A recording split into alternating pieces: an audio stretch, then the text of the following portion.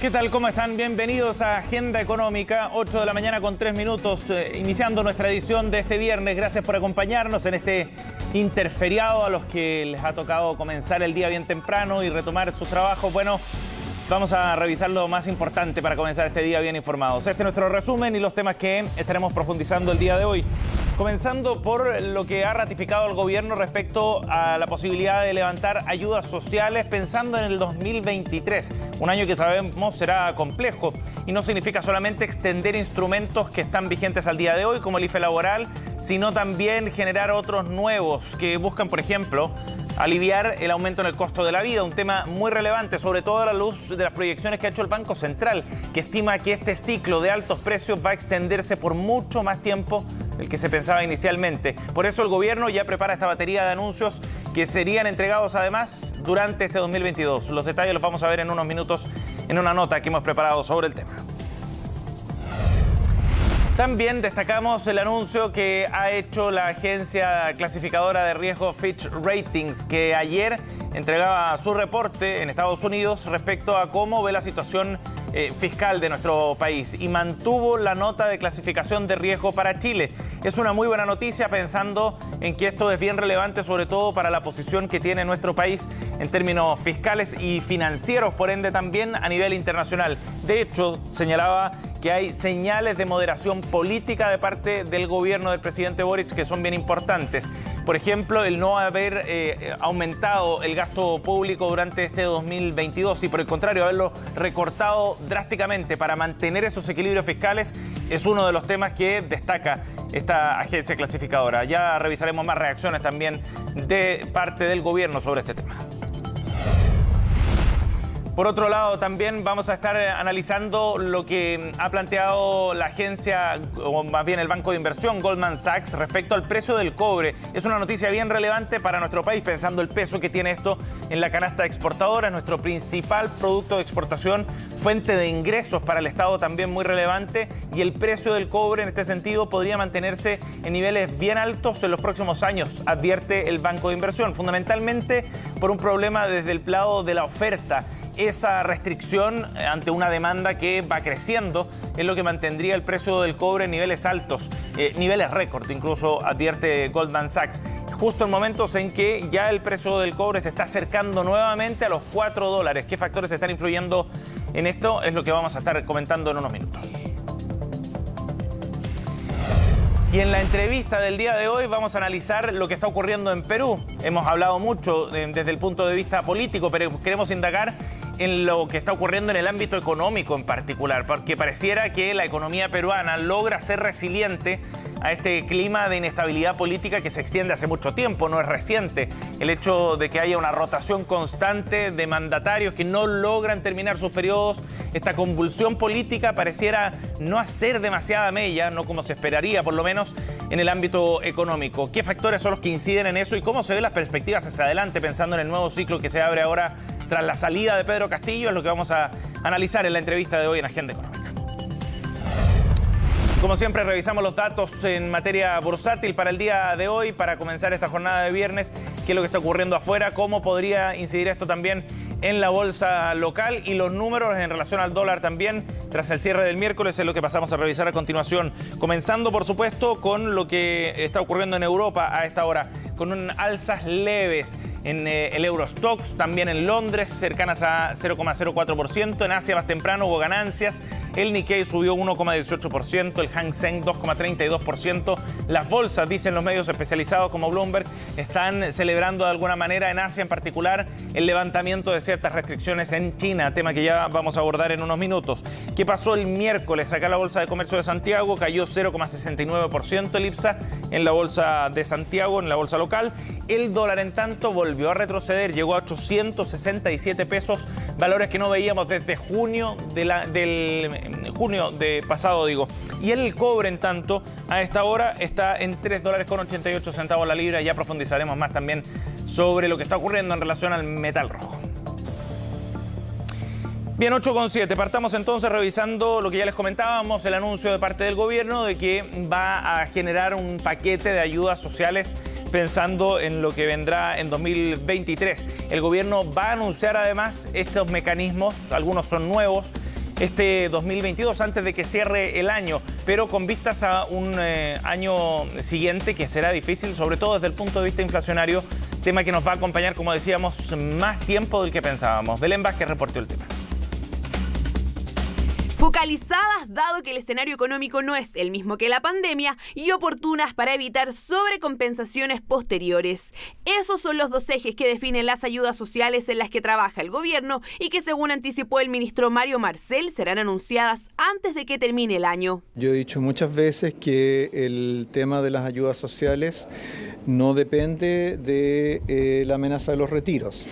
El gobierno está trabajando en estas medidas y sin duda las vamos a conocer antes de fin de año, independientemente de cuál sea el momento en que se apliquen. Y es que la necesidad de avanzar en ayudas a la ciudadanía cobra cada vez más relevancia, sobre todo pensando en las cifras de inflación que han afectado particularmente a los alimentos.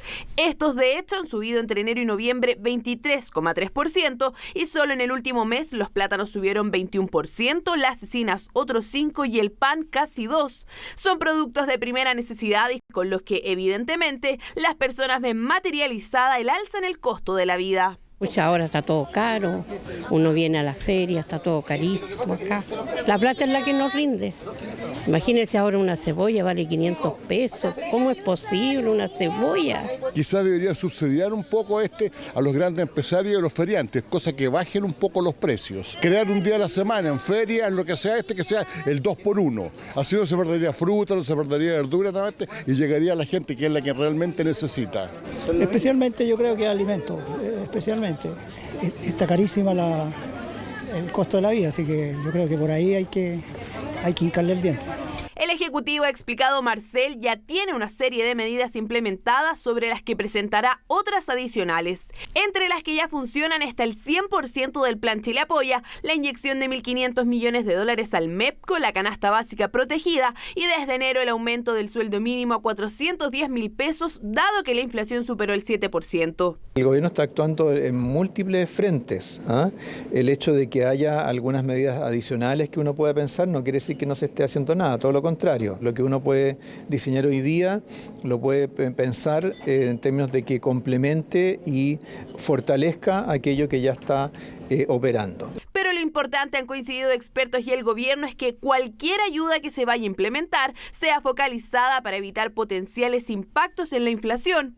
Incluso la propia presidenta del Banco Central llamó a no avanzar en medidas que puedan impulsar la demanda y el gasto. La capacidad de la economía de realizar un ajuste ordenado y con el menor costo posible depende críticamente de la coherencia de las decisiones que adopten los distintos actores. Es esencial no abandonar estos esfuerzos y ciertamente es aún más relevante contener impulsos adicionales sobre la demanda que, lejos de contribuir al proceso de ajuste, lo dificulten. Esto implícitamente es no repetir un IFE universal o sacar adelante un nuevo retiro de fondos de pensiones. Una posibilidad que se ve reducida no solo por el daño a las pensiones, al mercado de capitales y los posibles impactos en la inflación, sino porque además no estarían los votos en el Congreso para apoyarlo. Pero también hay que ser serio y responsable en el sentido que las consecuencias inflacionarias que estamos pagando de alguna medida también tienen alguna explicación por aquellos retiros y por la enorme cantidad de circulante que se instaló en el país. No hay una correlación de fuerzas muy favorable hoy en día para una iniciativa de esa envergadura. Yo creo que si el gobierno no se pronuncia en una ayuda concreta y que realmente satisfaga a la gente, obvio, siempre va a estar disponible ese instrumento y va a ser utilizado y vamos a propender a que hayan diputados que lo promuevan. Anuncios de ayuda antes de que termine 2022, pensando en que 2023 tendrá una caída en la actividad económica. Un proceso que en todo caso, dicen los expertos, es normal y necesario, pero no quita que afecte al bolsillo de las familias.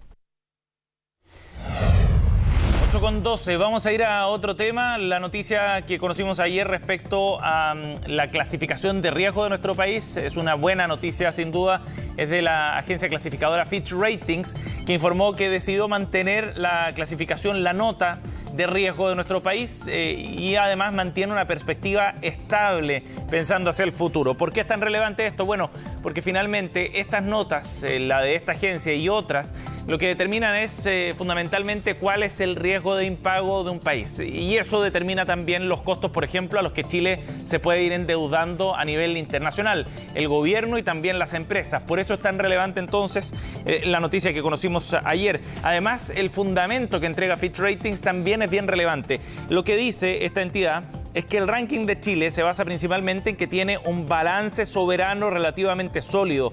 Hay un nivel de deuda en relación al Producto Interno Bruto que es muy inferior al de sus pares, dice la agencia Fitch Ratings. Tiene sólidos indicadores de gobernanza y un historial de políticas macroeconómicas que son creíbles, centradas en un régimen de objetivos de inflación y un tipo de cambio flexible, dice Fitch en esta nota publicada el día de ayer. Importante además porque también destaca señales de moderación política de parte del gobierno en un contexto de ambiciosas reformas como la reforma de pensiones y la tributaria. Asegura la agencia que esta agenda se ha ido moderando en medio de una oposición más fuerte y no ve riesgos desde el punto de vista fiscal. Ese es el ámbito de análisis que hace Fitch Ratings respecto a estas dos grandes reformas. Por otro lado, también destaca las medidas que se han ido adoptando desde el punto de vista de la responsabilidad fiscal, de ir balanceando los ámbitos de gasto en relación a los ingresos, esfuerzo que ha hecho el ministro de Hacienda, Mario Marcel, durante este año principalmente.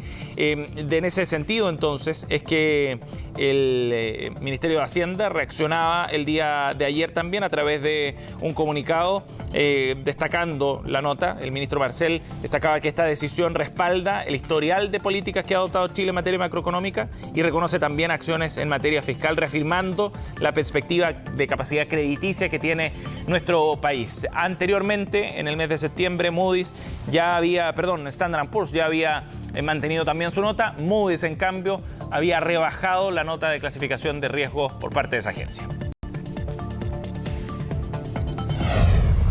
Bien, nos vamos a otro tema para contarles sobre el precio del cobre que ha ido subiendo en las últimas semanas de la mano fundamentalmente de un relajamiento de las medidas para combatir el COVID en China, y eso ha permitido que el precio se vaya acercando nuevamente al valor de $4 la libra en los mercados internacionales. Sin duda una buena noticia para nuestro país. Sabemos la relevancia que tiene esto como principal producto exportador, como ingreso también para el fisco, y además se ve respaldado esto por una buena perspectiva que ha planteado Goldman Sachs. En un informe publicado este jueves, el banco de inversiones norteamericano aseguraba que el precio del cobre podría ir aumentando de manera sostenida en la medida en que la oferta de cobre a nivel mundial se va a ir restringiendo cada vez más, es decir, va a crecer la demanda, sobre todo producto de los esfuerzos en materia de transición energética que requieren de mucho cobre, entre otros minerales, y por otro lado la oferta se va a mantener, lo que va a generar un déficit importante que va a ir presionando el precio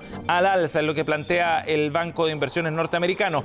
Así, el precio del cobre podría llegar a un promedio el próximo año de $4.42 la libra, mientras que en 2024 ya se alcanzarían otros niveles récords superiores a los $5.04 la libra. Niveles evidentemente que están muy por sobre los máximos que se han alcanzado en la historia para el precio del metal rojo. Todo esto, este escenario, las proyecciones también son las que empiezan a empujar el precio del cobre a esta hora, y sabemos también lo relevante que es esto en relación al tipo de cambio. Recordemos, como les contábamos al comienzo, que el precio del dólar en nuestro país cerró en 867 pesos el miércoles. Veremos cómo reacciona hoy día también ante estas nuevas noticias que podrían ya en el mediano y largo plazo ir presionando también el tipo de cambio a la baja. Y profundicemos un poco lo que mencionábamos, la situación que se está viviendo en China, que ha ido relajando las medidas contra el COVID-19, lo que significa en la práctica que logra retomar cierta normalidad y de esa forma también reactivar algunos sectores productivos que estaban algo más restringidos producto de estas políticas sanitarias. El miércoles el gobierno chino anunció entonces el retroceso en estas medidas, algunas que eran bien exigentes, que impedían, por ejemplo, el funcionamiento normal de sectores productivos bien relevantes, de algunas fábricas e industrias importantes para China y que habían generado preocupación por el efecto que podían tener desde el punto de vista económico. Por ese lado vienen buenas noticias entonces, porque China empieza a relajar estas medidas, así lo confirmaban los medios estatales también. Decían que el virus, así lo aseguraba el medio oficial, el virus se ha hecho más débil y por otra parte nosotros estamos más fuertes, en un mensaje también político de respaldo a las medidas que está adoptando el gobierno de Xi Jinping. Por último, el IPC en China llegó a un 1,6% en el mes de noviembre. Buena noticia también, con una inflación contenida en China. Este es el nivel más bajo para el dato inflacionario mensual desde marzo pasado. Son las 8:18, momento de una pausa. Volvemos de inmediato con más de Agenda Económica.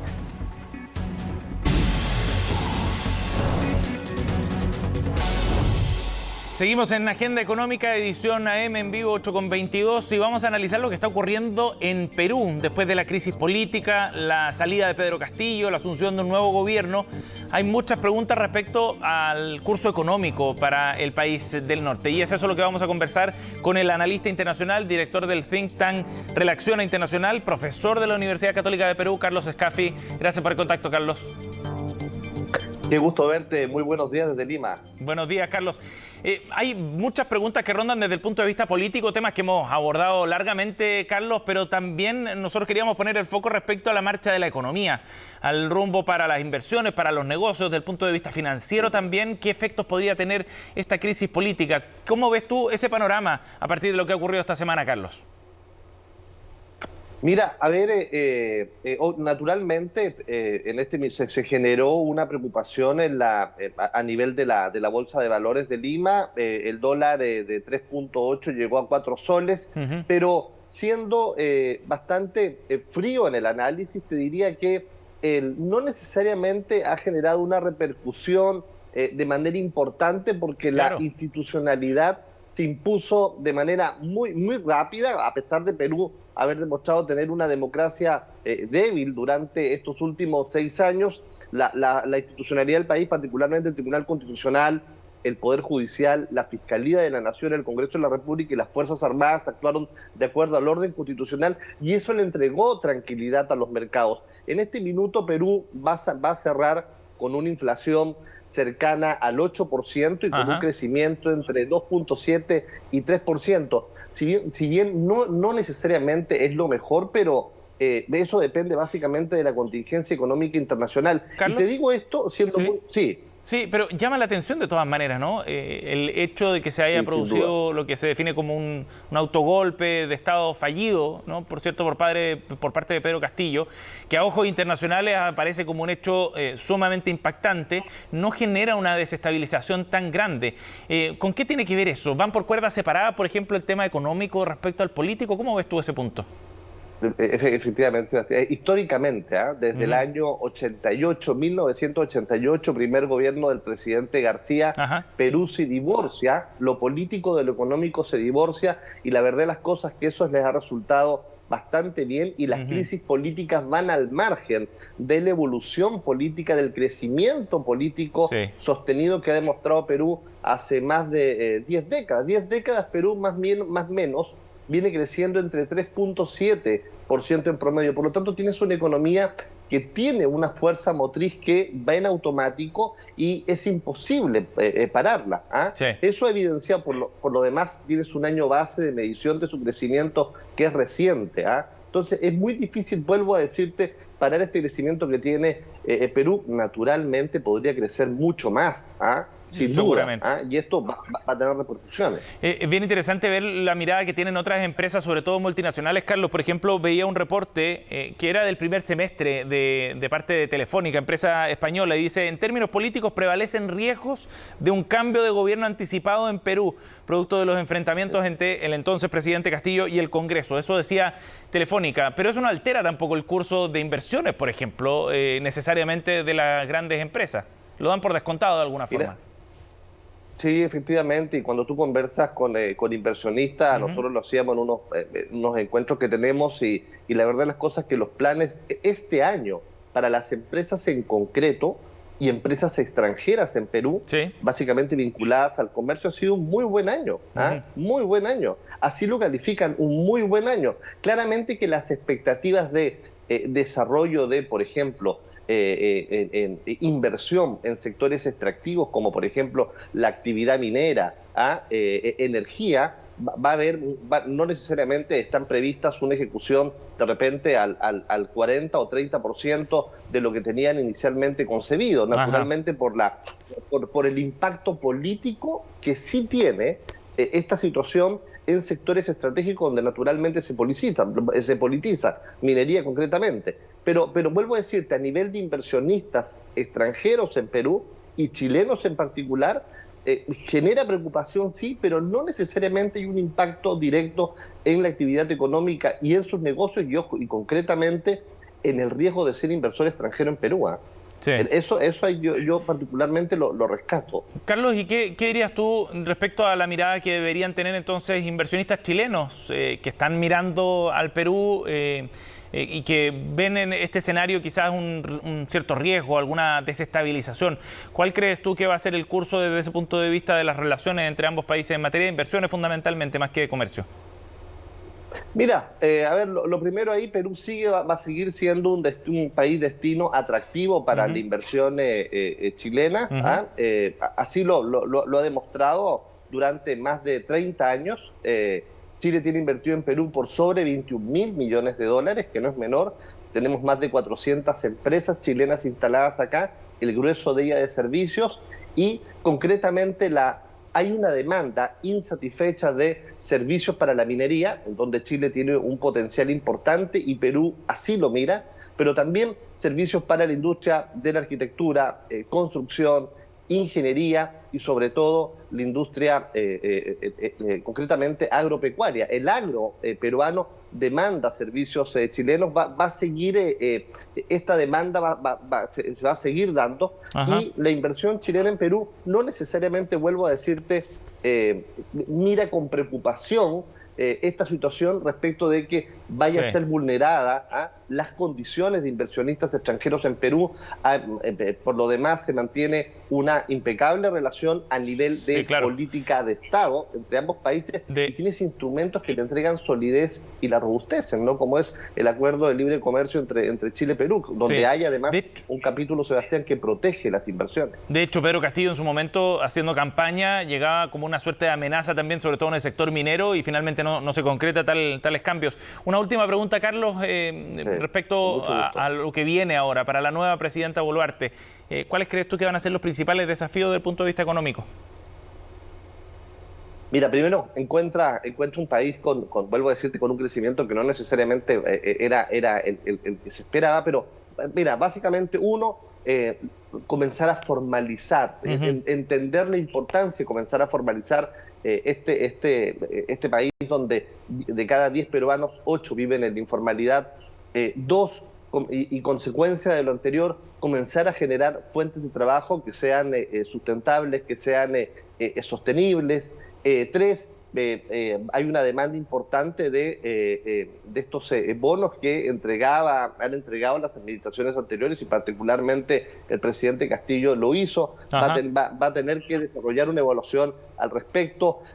4, fomentar y atender además la política de apertura comercial que tiene el Perú. Va a tener que mostrar señales concretas. Y 5, en el panorama ya económico regional, evaluar y entregar señales concretas de seguir manteniendo el Perú una posición sólida a nivel de los países de la Alianza del Pacífico y concretamente con México. Muy bien, Carlos, muchísimas gracias por esta conversación esta mañana aquí en Agenda Económica. Muy amable. Que esté muy bien, muchas gracias. Gracias. 8:30, así cerramos Agenda Económica. Gracias por acompañarnos. Ya vienen las noticias Express junto a Frecia Soltov. Que tengan buen día.